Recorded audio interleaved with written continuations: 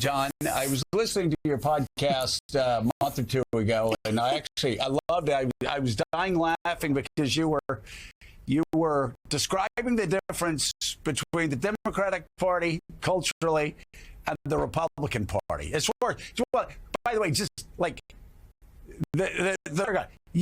let's go to boxing. Let's do this, and it's so interesting because when, other than of course Barack Obama, we Republicans would look at Democrats and be like, God, they're just joyless. It's easy. They are such downers. And I listened to y'all's podcast, and I just started dying laughing. You guys nailed it. It's a cultural thing. If we want to be a party that can win elections, we have to be a party. People are having a good time at that event, and Trump is mixing it up. You talked about how do we take on misinformation? How about somebody a Democrat that's doing 2-hour press conference, going everywhere, that can mix it up with everyone, that can go on Joe Rogan?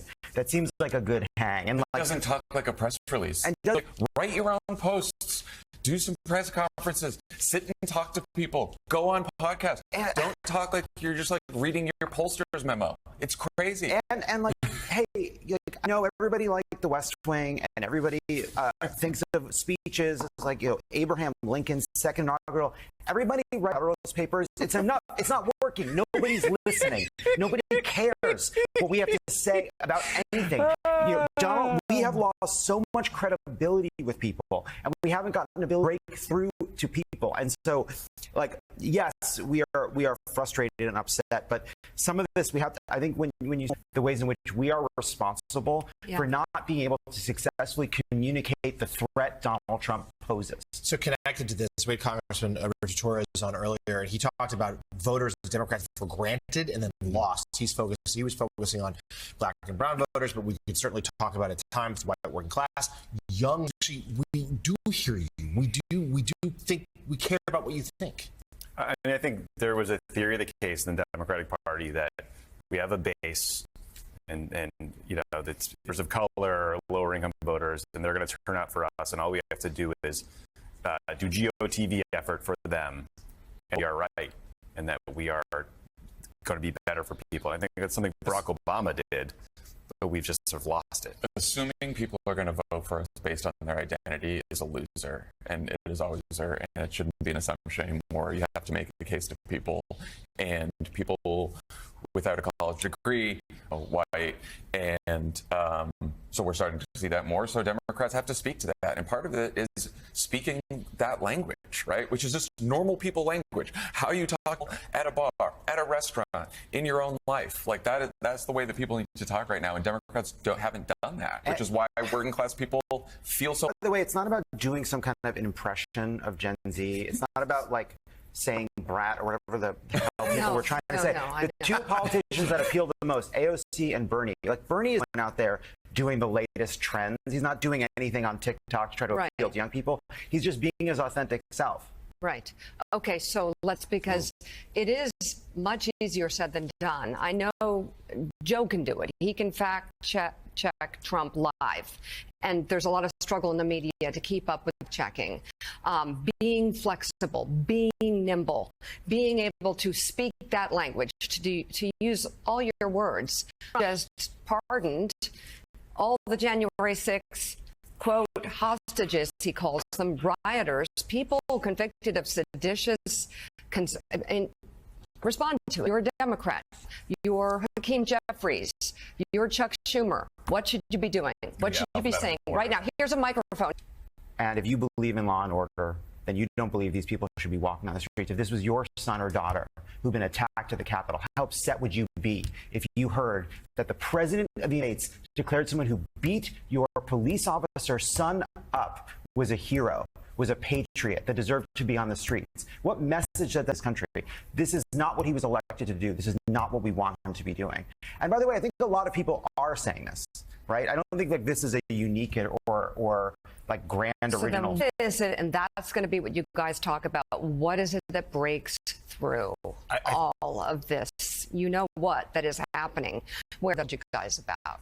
Who likes Trump, but is going to probably not benefit at all from his policies? I think the hardest part of getting to that voter is not what we say, but reaching that voter. Yeah. I think part of it is volume. If you look at Donald Trump's inaugural day, he did 3 inauguration speeches. Yeah. Right? It was a reality show. Yeah.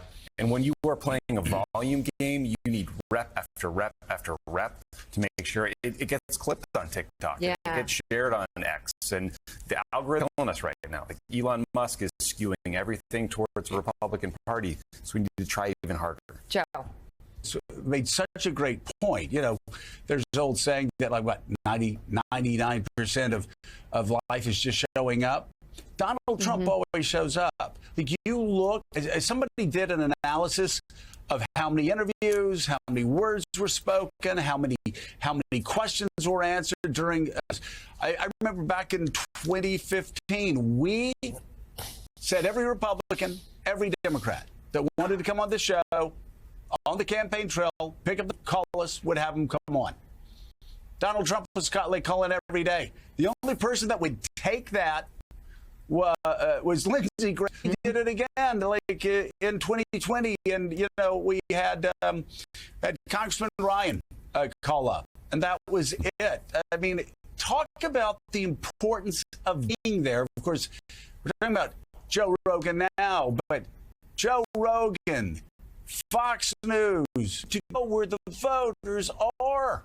Yeah. You have to be everywhere all the time, all the different mediums. And like, look, I think there's an expectation, especially after Trump won the first time, because he was on Twitter for 4 years, that we'd be hearing from our president. And over communicating in this media environment is the most important thing leaders can do. I mean, we're all living in Los Angeles.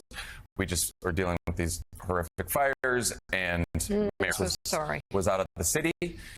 And, you know, she was making the case that, look, I was making all the time. What you need is a leader who's there, who's communicating, especially in this media environment, right? Because there's so much misinformation.